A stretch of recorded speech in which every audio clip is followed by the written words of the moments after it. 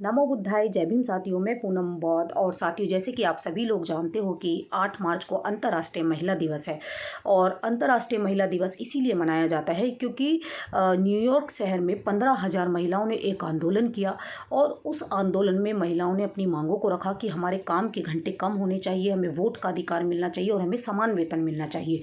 और सबसे बड़ी बात यह है कि इस आंदोलन की शुरुआत एक महिला ने ही की।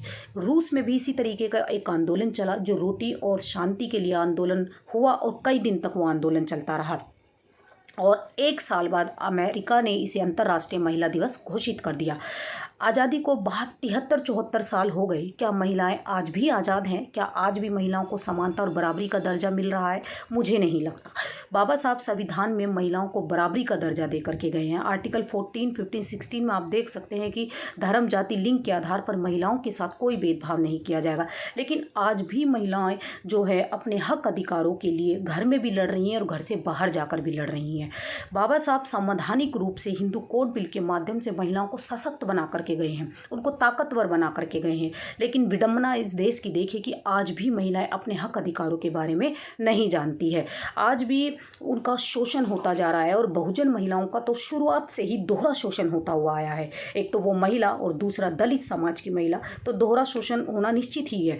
दूसरी बात कि जो महिलाएं घर से जाकर बाहर काम कर रही हैं, चाहे खेतों में काम कर रही हैं, चाहे मजदूर महिला है, चाहे उन महिलाओं का हर जगह आप देख सकते हैं कि शोषण रुकने का नाम नहीं ले रहा है। क्योंकि हम मंचों से तो बड़ी बड़ी बातें करते हैं कि महिला के सम्मान की बात करते हैं, महिलाओं के अधिकार की बात करते हैं, लेकिन धरातल पर देखिए तो रिजल्ट बिल्कुल जीरो है। तो हमें कहने की बजाय, हमें भाषण देने की बजाय हमें करने की ज़्यादा ज़रूरत है। आज महिलाएं दहेज के नाम पर जला दी जाती है, भ्रूण हत्याएं होती है, यौन शोषण का शिकार हो जाती है, घरेलू हिंसा का शिकार होती है और कहीं भी उनको न्याय नहीं मिल पाता है। तो मैं यही कहना चाहती हूँ क्योंकि महिलाएं आज अपने सम्मान को पाने के लिए हर जगह प्रयास कर रही है, संघर्ष कर रही है हर जगह। तो अगर आप कहने के लिए बड़ी बड़ी बातें कर रही हो, महिला सशक्तिकरण की बात कर रहे हो, तो ये कहना बंद कर दीजिए क्योंकि स्थिति कुछ और ही है। आंकड़े उठाकर आप देख लीजिए कि भारत जो है नंबर 1 बन गया है, महिलाओं के लिए असुरक्षित देश ये बन गया है।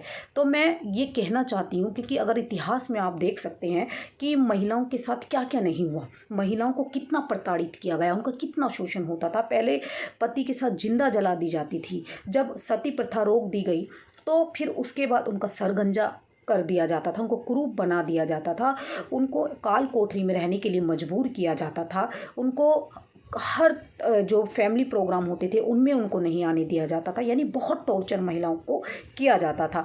तो ये जो बंधनों में बांधकर उसको गुलाम बनाया गया और शिक्षा से दूर रखकर उसको अज्ञानी बनाया गया।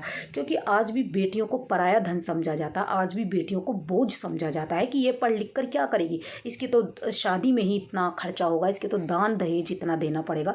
तो कहीं ना कहीं महिलाओं की या पुरुषों की भी जो पुरुष सत्तात्मक जो समाज है और आज भी उनकी सोच बदली नहीं है। आज भी वो, हम बेटियों को तो बड़ी बड़ी बातें सिखा देते हैं संस्कार की, लेकिन बेटों को नहीं सिखाते। अगर बेटियों के साथ साथ वही बातें अगर बेटों को भी सिखाएं तो कहीं ना कहीं अपराधों में कमी आ सकती है। लेकिन हम सिर्फ बेटियों को ही ज़्यादा जो है ये बातें बताते हैं, बेटों को नहीं बताते कि बेटा तो घर का चिराग होता है, बेटा तो बुढ़ापे की लाठी होता है। जबकि हम देख सकते हैं कि जो काम बेटियां कर जाती हैं वो बेटे भी नहीं करते। तो महिलाएं आज इस देश में सुरक्षित नहीं हैं और महिला सशक्तिकरण या महिला दिवस की मैं आपको बधाई नहीं दूंगी क्योंकि धरातल पर रिजल्ट कुछ और ही है। तो इसी के साथ मैं अपनी वाणी को विराम देती हूँ। नमो बुद्धाय।